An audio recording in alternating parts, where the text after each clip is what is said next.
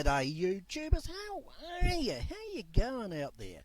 Look, here we go. This is how I made a jewellery workbench. This is the final product, just in case you're wondering.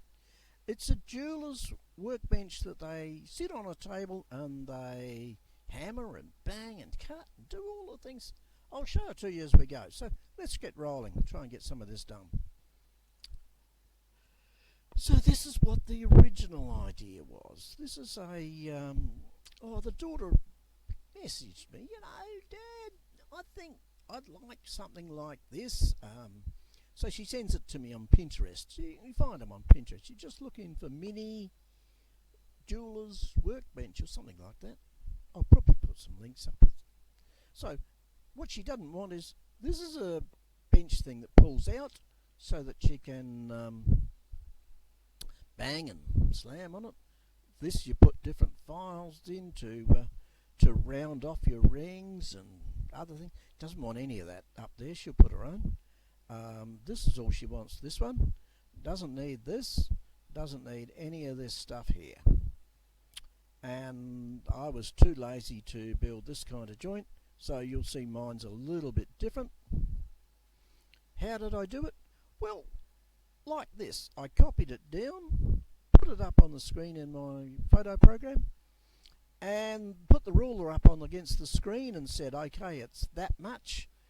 And I knew what the length of it was supposed to be and the depth. So I put that into a spreadsheet, did the calculation, and then ran down all of the other measurements all along. Now, she didn't need any of these. I measured them to send to her just in case. But no, all she wanted was this. So that's all right. That's what I made.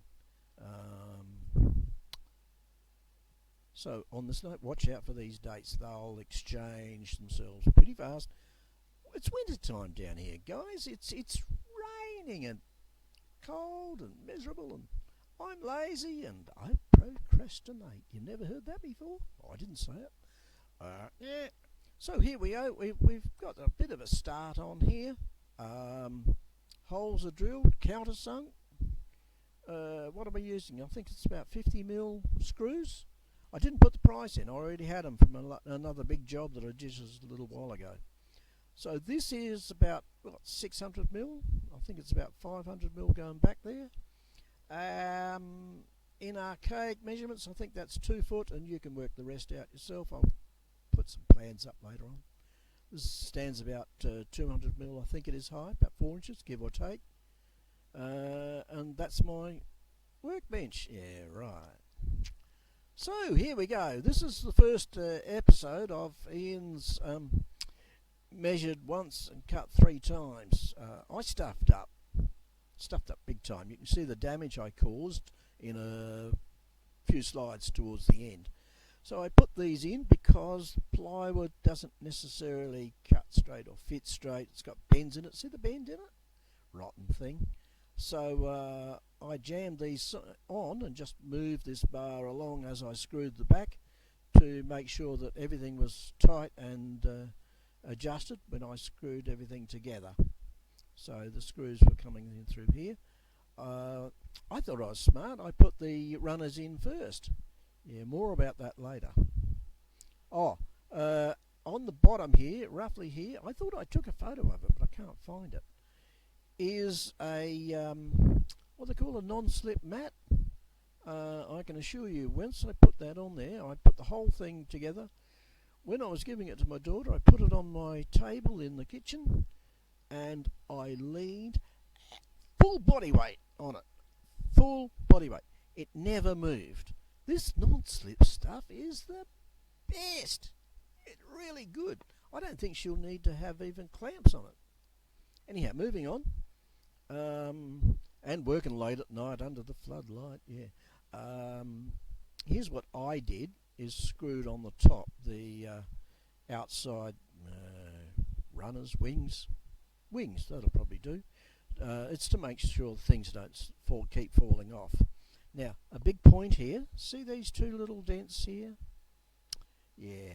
What happened is, if you're coming into the edge of plywood with your screws, you must, let's go back and show you that. You must pre-drill. You pick a drill that's just a little bit thinner than the core of your screw, not your outside flutes, but the core part that's running through the middle of your screw, just a little bit thinner than that. Pre-drill. If you forget them, like I did, and just screw them in, this is what will happen. Eventually I took the base off again and filled it up with glue jammed between a vise, and it's a lot better. It's not good, but it's a lot better. You can't see what it's covered by the drawer. Okay, moving on. Why is this cut out like that? Well, it's a jeweler's workbench, and this little drawer doesn't carry anything. All it does is pulls out, sits next to their belly, and when they're working up here and they're filing and they're cutting the gold and the silver and all this expensive stuff, it drops down here. At the end of the day, they can take this drawer out and capture all of their filings and use again or melt down or whatever jewelers do, who knows. But that's why this is for a jeweler. Alright. I was sanding that back down. That's 180 there, that's a 240 there. When I finished, I put a 400 grit on there to get it nice and smooth. It really looked good. Now, just in case you're wondering, I build like I'm building a battleship.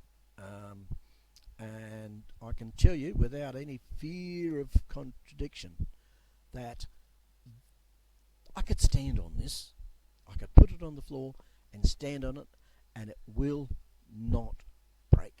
It's solid. That's how I build. Overbuild. Moving on. This stuff here, this is nice gear. I didn't pay for that. That came from this wood here, and that wood there comes from my scrap pile. I got lots of it. I've been doing carpentry for years.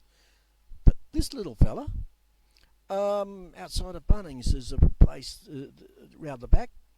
Every Bunnings got one, where they dump their not required pallets. And this was wood that was in between some, I don't know what kind of load. It was damaged on one end. I just grabbed what I could, threw it in the car, and it's magic. It's about a 3mm ply. It's beautiful condition. Made a lovely drawer bottom. Always look out for things like that. Moving on. Oh, lovely. Look, see the corks all fitted in, and I ran the fingers over it. Got that nice and smooth in the edges. Everything sealed. There's nothing going to come up. This is not going to come up. Lovely. The center's all sanded and level. This and this is another Ian fault. This is if you sand too much, you start to show the plywood layer that's next on. Yeah, don't do it. It's a bit silly. Cork fitted.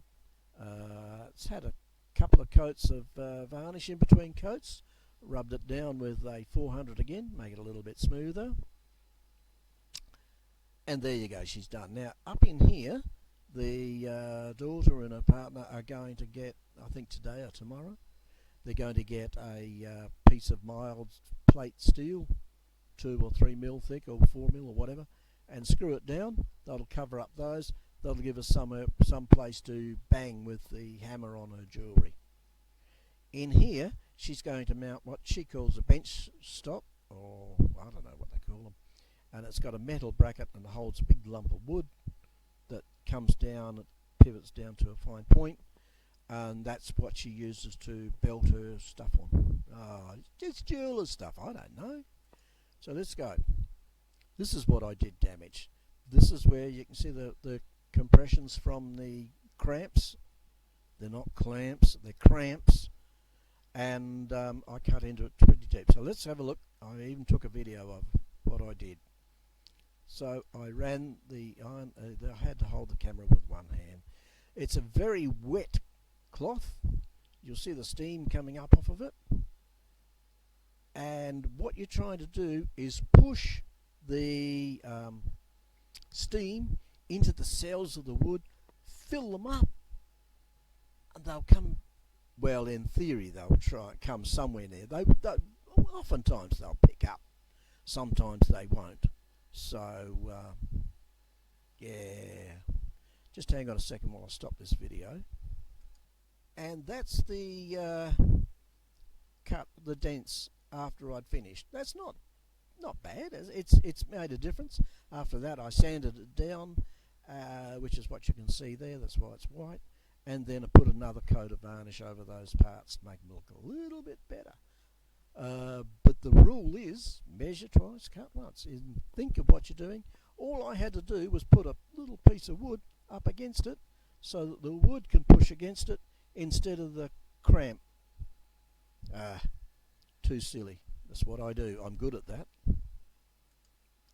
So, what should it have cost me? Now, I get a Traeger to count because I've got a little business. But it should have cost me plywood 25, the runner 7, cork tiles 15, the gun. I'll get the gun will last. It was just perfect.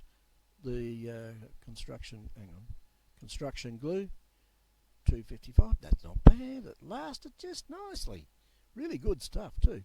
250ml of varnish, and I used all of that little can, and $67. Now the daughter asked me to buy. Normally she'd bought this herself for another $30. This is a special heat pad that can handle the heat of brazing. Yeah. So look, you might need it. I didn't include it in the main cost because it was an extra. So here we go, folks. Thank you very much. I really mean it. Thank you for watching my video. If you like what I've done and you'd like the plans, up soon. Look, could be a couple of weeks, could be a week. They'll be up, and I'll try and put some cutting lists with it in case you want to make the same thing. So they'll be down there somewhere. Yeah. Here we go with the main thing is, if you like my video and what I've done, please click like. You'll find a click like down the bottom here somewhere. The big thumb up or thumb down, I don't care. It's, just let us know. If you want to be notified of my next video, please click subscribe. You'll see there's a big square thing down the other end down there, big red one. If you click subscribe and then you click on the bell to say all, and that way YouTube will let you know in notifications, which is up at the top of the YouTube thing is a notification, and it lets you know if someone's just made a new video, and you can keep in touch with it. Now look, quite seriously, if you've got any questions or comments, leave them below. I'll try and answer every question. If you are stuck or you want some bit of an idea, I am not a professional. Do not think of anything that I've done in this as being professional and good solid advice. As you can see, I mess up. I measure once, I cut 3 times. Thank you for watching my video. Now, I just want to give a quick thank you to the Sean Cannell, the Think Media Group. Oh man, they've just pushed me through a week-long YouTube intensive to learn, and I've probably broken every rule that they've tried to push in through my silly old head. Thanks, Sean. Thanks, crew. Hey, Tony, the wonderful tips. Look, the Think Media place, I'll be putting it on the below the links, and I started the channel because they supported and helped me. So links will be below. I really appreciate you watching.